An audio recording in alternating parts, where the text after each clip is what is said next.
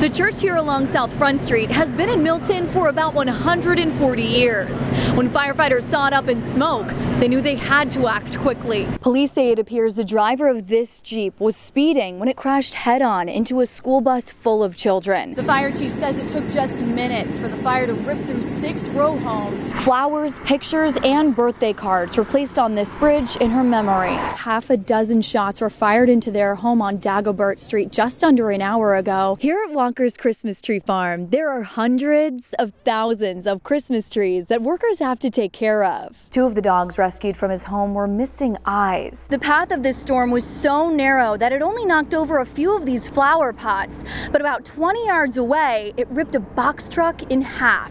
Troopers say they found a gun and money from the robbery inside the car. The pilot's quick thinking may have saved their lives. And with weather this nice, some people say the only hazards out there are on the course. This church is an icon here in Milton. People scrambled to save what they could from inside, but the fire destroyed part of its roof.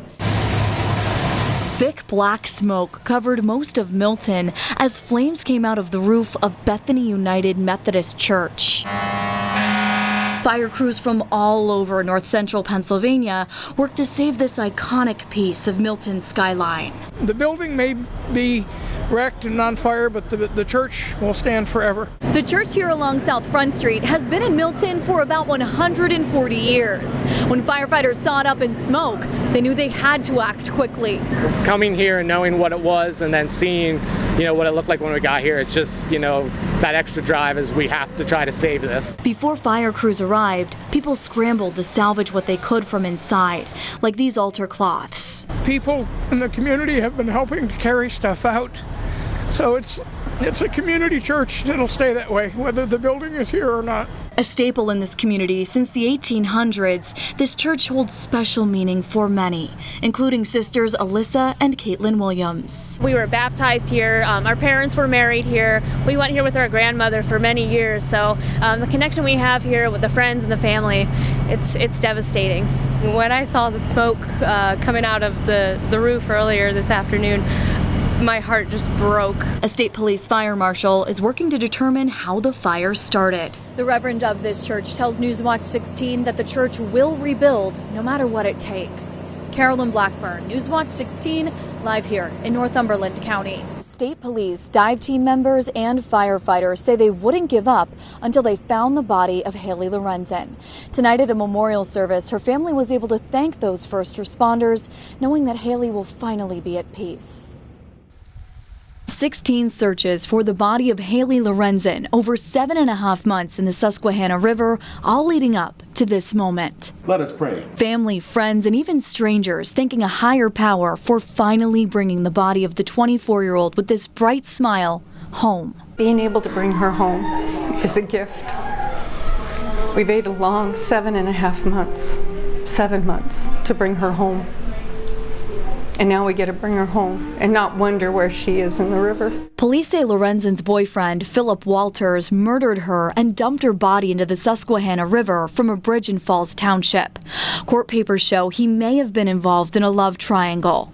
Lorenzen moved here from her hometown in Oregon to live with Walters in Wyoming County. Lorenzen's family says they'll remember her as a bright spot in their lives. She knew when I was coming home from work, and she'd have dinner hot on the table and like a little note saying, "Oh, Dad, I have something in the refrigerator for you, special." Crews searched for Lorenzen 16 times, but she didn't show up until a kayaker 20 miles downstream near Plymouth found her body. We weren't going to give up.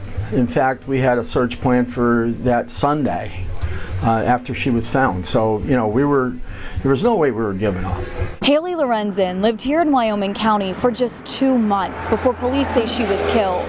But she's made a lasting impact on the people who live here. Flowers, pictures, and birthday cards were placed on this bridge in her memory. They're feeling the pain we're feeling. They're amazing people, and they'll never forget her. Lorenzen's family will be having a visitation service tomorrow in Wyoming County. Meanwhile, Walter's trial is scheduled for September. Carolyn Blackburne, Newswatch 16, live in Lackawanna County. A family here in Springbrook Township is devastated. Their barn has been around for the last 160 years, but last night's tornado ripped it apart. You're pretty sick. You're pretty sick about it, Joe Iglesia says it was over in about 2 or 3 minutes, but that's all the time a tornado needed to tear apart his family's Civil War-era barn in Springbrook Township. You didn't have time to be frightened. It just happened that quick. You know, I see it all the time on television, but you don't think it's going to happen to you. This is crazy. But this was headed his way. The tornado ripped through his property near Moscow. The National Weather Service says the tornado was an EF0 with winds of up to 70 miles an hour. It tossed trees and tore half the roof right off his barn. I always said if the barn could talk, you know, built during the Civil War days, can you imagine the stories it could tell? The barn was built by his wife's great-grandfather. The family even keeps this picture of the workmen ready to start building the barn. The aluminum roof was put on in 2003, but overall, the 19th century construction techniques stood the test of time. And no nails hold the beams, dowels, wooden dowels. That's 1800s technology. Exactly. Yeah. Winds from the tornado even blew over this apple tree about 50 yards away from the barn, and pieces of the barn were blown into the tree. Even though the Iglesias have a lot of work on their hands, they still say they have a lot to be grateful for. I'm just thankful that we still have a home to live in, that's all.